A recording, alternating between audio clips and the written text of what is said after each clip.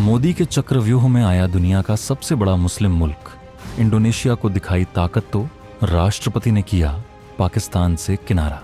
बदले हालात तो भड़के पाकिस्तानी एक्सपर्ट बोले फिर हुए शर्मिंदा। इंडोनेशिया के साथ भारत ने कर दिया है तगड़ा डिफेंस गेम।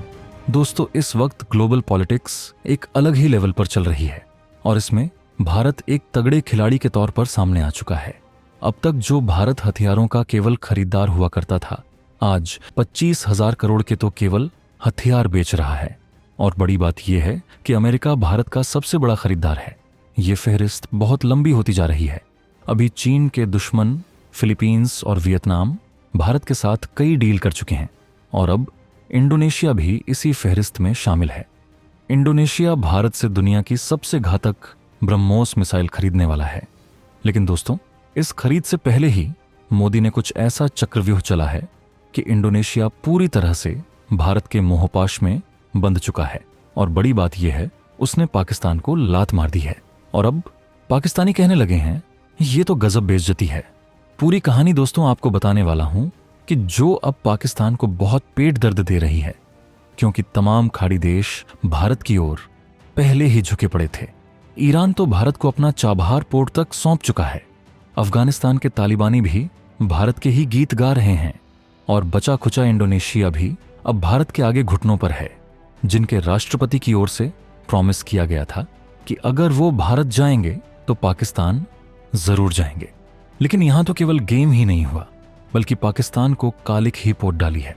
तो दोस्तों, बात यह है कि इंडोनेशिया के राष्ट्रपति प्राबोवो सुबियांतो को भारत ने गणतंत्र दिवस समारोह में मुख्य अतिथि बनाया है, जिनके बारे में कहा जा रहा था कि वो 26 जनवरी के समारोह के बाद वह पाकिस्तान जाएंगे।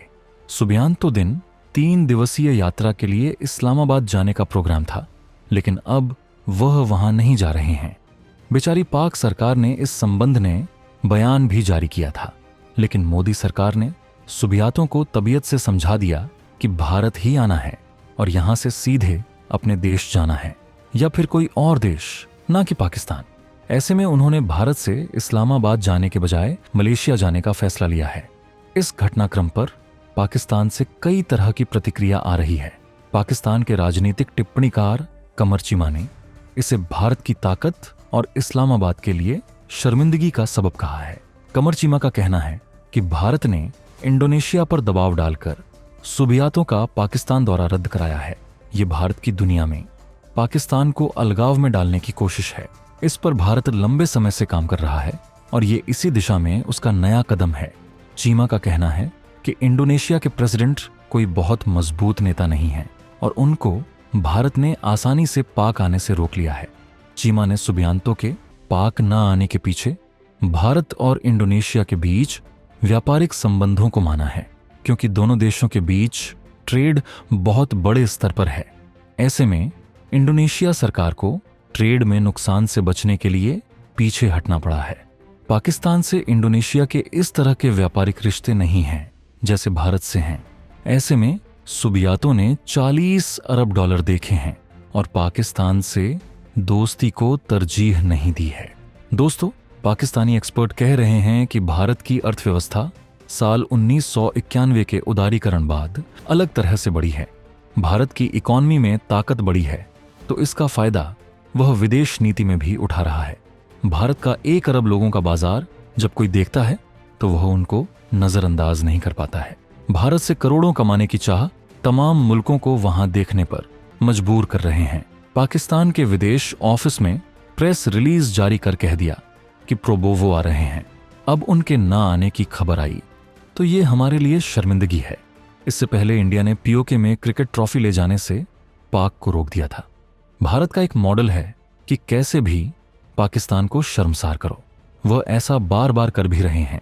प्रोबोवो का पाकिस्तान ना आना इसीलिए भी ज्यादा दुख की बात है क्योंकि इंडोनेशिया दुनिया का बड़ा मुस्लिम देश है और ओआईसी का मेंबर है।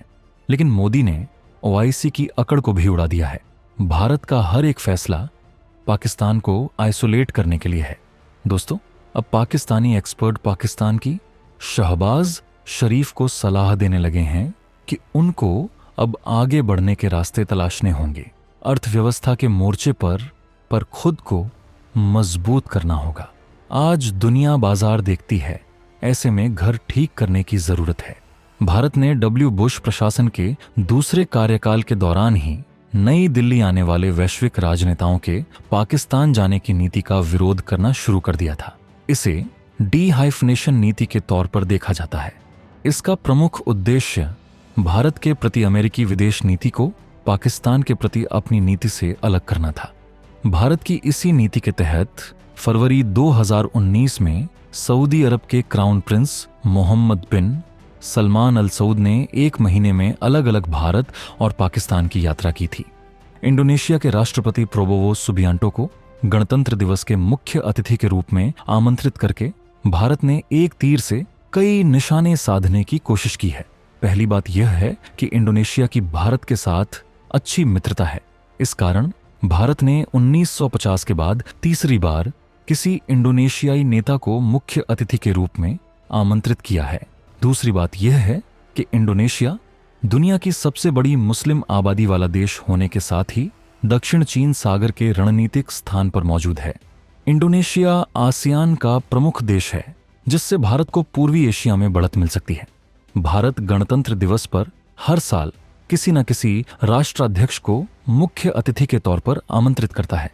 2024 में भारत ने फ्रांस के राष्ट्रपति इमैनुएल मैक्रों को गणतंत्र दिवस के मुख्य अतिथि के रूप में बुलाया था। इससे पहले 2023 में मिस्र के राष्ट्रपति अब्देल फतह अल सीसी गणतंत्र दिवस के मुख्य अतिथि के तौर पर भारत पधारे थे। ऐसे में इंडोनेशियाई राष्ट्रपति प्रोबोवो सुबियांटो की गणतंत्र दिवस समारोह के मुख्य अतिथि के रूप में आगमन को दोनों देशों के बीच मजबूत संबंधों से जोड़कर देखा जा रहा है। भारत और इंडोनेशिया के बीच मजबूत सांस्कृतिक ऐतिहासिक संबंध है और भारतीय प्रधानमंत्री और इंडोनेशियाई राष्ट्रपति सुबियांटो दोनों ने नवंबर में G20 ब्राजील शिखर सम्मेलन के दौरान मुलाकात की थी।